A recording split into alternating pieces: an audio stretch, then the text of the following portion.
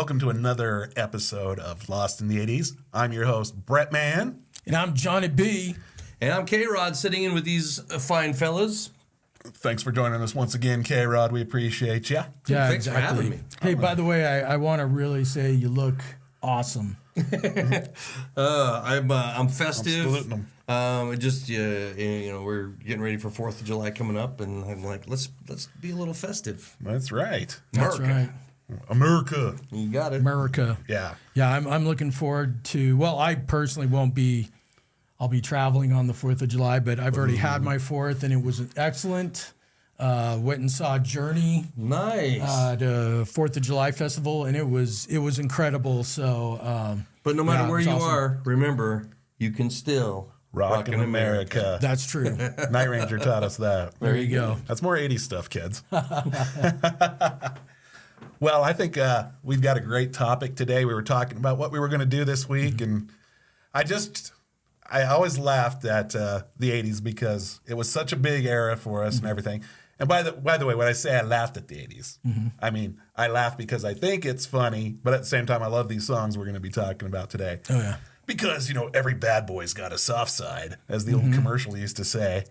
So we're going to be talking about some of our favorite 80s ballads today. And there are a lot.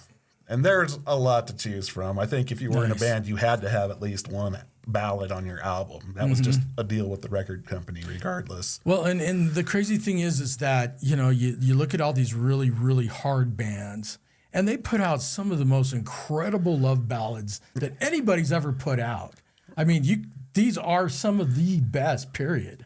Yeah. Absolutely. They're very deep, meaningful lyrics. Yes. All the other songs are about sex, drugs, and rock and roll, but then there's this tender moment when it's like, oh, this is love. This is love. And speaking of this is love, you guys want to know when it's love? Yes. Okay, well, let's flash back to 1988 and Van Halen, OU812, and their big hit and ballad, When It's Love. That's your jam, huh? This was, man, I tell you what, this is just one of those songs that this was the second album with Sammy Hagar singing for Van Halen. And you knew Van Halen kind of went a different direction with Sammy. They went more, they were actually doing the slow songs. They were doing the romantic songs, and that's great. Yeah, we've had this question before. Like I've said it multiple times, I am Van Hagar way more than I am Van Roth. And the reason why is because I think Sammy brought... Van Halen was one of those bands that really benefited from being polished a bit in the studio. They became a bit more, I don't want to say they became a studio band, but they became a bit more polished than they did with Roth. And for me, OU812 is my favorite Van Halen. 5150's right there, but if I had to choose between the two, I would pick OU812. There you go. Well, that's fine. I think that was my thing and we've talked about Van Halen numerous times in other episodes, obviously, so we don't need to touch on too much more about that. But Sammy brought more meaning to the lyrics of Van Halen songs then. And Dave, great songs, love them, but, I liked Sammy before he joined Van Halen, so it was just perfect for me, perfect storm. But When It's Love, let's start it up, and then we can get a little more details here. All right. Well, I'll get ready.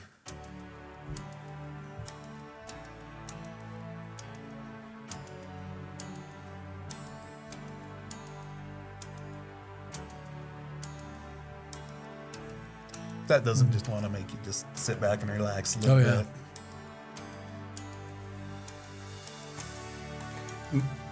bit. It makes you feel like that's how you know when it's love.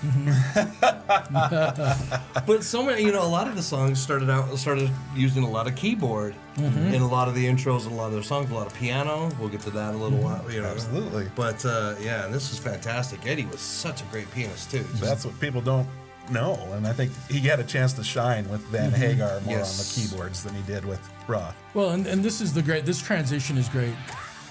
Right there. That's awesome. Yep. Because it was something new, a bit more polished, but then they went right into that classic Van Halen sound.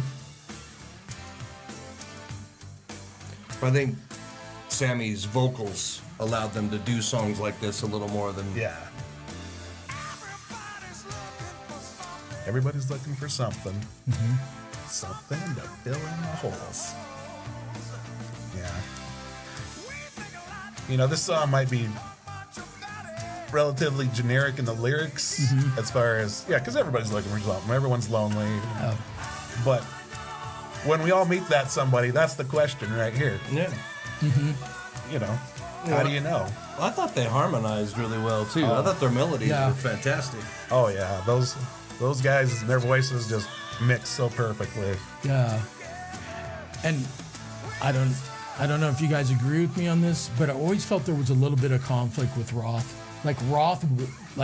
Roth wanted to take them in one direction, and the Van Halens wanted to take them in another. And I always, maybe it's just me, I could always feel a little bit of stress there. No, they'll admit that. They've admitted that in interviews. There was always conflict with those guys. I just like, I love them both in different ways. Absolutely. I just love them both in different ways, and I still keep them separated. So there's Van Halen with Roth, there's Van Halen with Hagar, and I think they're both fantastic. Absolutely. I don't get involved in the debates of who's who.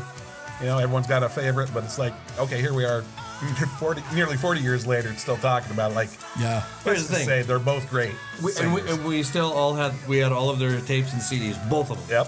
Yep. So guilty. Yeah. There's that bridge. Yeah, that's just beautiful how they do that. Yeah. All right. Who's on guitar again? Oh, that one guy. Eddie Van Hefflin. Eddie Van or Gogh? Something like that, yeah. Look at Eddie Van Gogh. Right. Now, this is not one of Eddie's craziest wild solos, but man, it's just smooth. Yeah.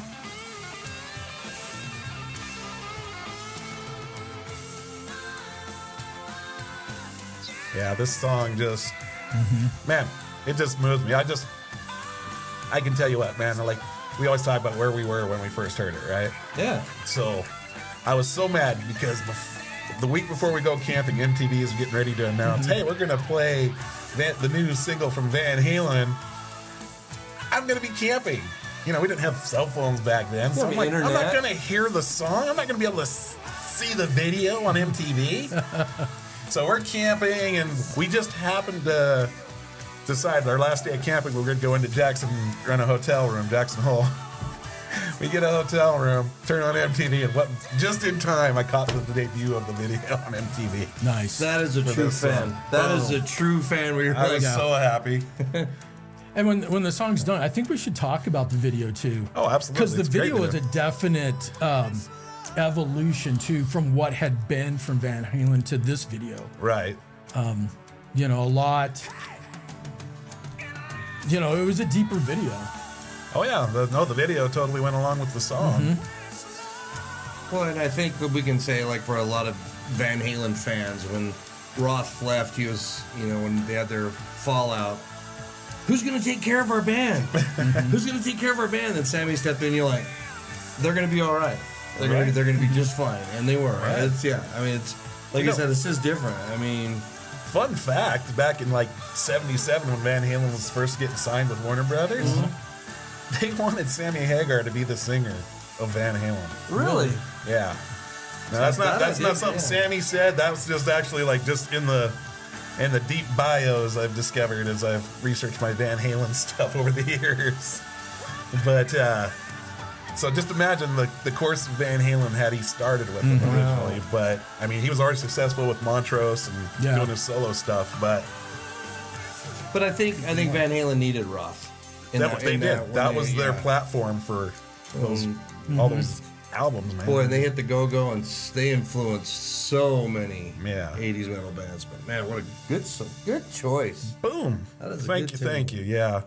Now you want to talk about that video a little more, John? Yeah, I do, because because my real introduction to Van Halen was probably 1984. Right. You know, with Jump, just like a lot of people, it was Jump. It was, you know, I'd probably heard stuff from them before, but my real introduction to them was Jump and that whole album. And then when I kind of missed 5150, I mean, I heard some things off of it, but it was really this album that I came to like and then later love Van Halen. And I remember this video, looking at with Roth, their videos were always like comical. Like Jump is, they're just off the wall and they're not serious. Well, this was a very serious video, you know, two people connecting and them just in the background singing. Yep. Well, I think you both touched on something like with that. They almost wasn't that they reinvented the wheel with themselves. They just found more musicianship and they found more creativity. They were like, okay, for Unlawful Carnal Knowledge has one of my favorite songs of all time. Right now, Fantastic song. to this day is one of my. I think it's one of the most well written. I think it's one of those ones that it's timeless the way it's written. Very poignant songs. Yeah, you Absolutely. can play it in about any era and it fits. Yeah. And it right 100%. and then the video on that right now, a bowl of soup would be good. You know, Right. the homeless guy, and it's like wow. But I mean, like I said, I think you're absolutely right. Yeah. I think they kind of found this little niche that they all that they kind of all created, got to explore their musicianship. Alex, let's be honest, he was always a great drummer. I always thought he was underrated, but he just got better. I mean, he just got. I mean, So. Yeah, it's Van Halen. Believe me, we can go on forever about Van Halen. We have. Cassette or CD? I had all of them. Did you really? Are you one of those who would buy both? No, as I upgraded my equipment, I would. When it first came out, it was a cassette, Right? And there was a whole. I was like scraping up all my change, saving my money to like get enough money to run down to the record store like during lunch at school just to go buy OU812 when it came out that day, and then of course I upgraded to CD once I got a CD player. Digital, so we moved into the digital age now. So That's awesome. Only one I didn't have with this one was LP and 8-track, I guess. Yeah, exactly. But it's just an incredible album overall. I'm so glad you brought this up because I think that this album is a great mix because you have my favorite song in the album is actually Mine All Mine. Yeah, that's a great song. But hard, classic Halen. Obviously has a lot of Sammy's influence in it, but great, hard song. And then the very next song is When Is It Love? Yeah, you just go from... When It's Love, and it's just a great mix. Absolutely. Yeah, this is one of my favorite Van Halen albums. I mean, I love them all. That's like asking me to name my own child, but my favorite child. But I tell you what, this is a very meaningful album for me just because it was that perfect hit during the teenage years. All through high school, 88 to 90 for me. That was just like, this was on my playlist quite a bit. Nice. Yeah. Nice. But yeah, well, once again, I think we've made another amazing action-packed episode of Lost in the 80s. I agree.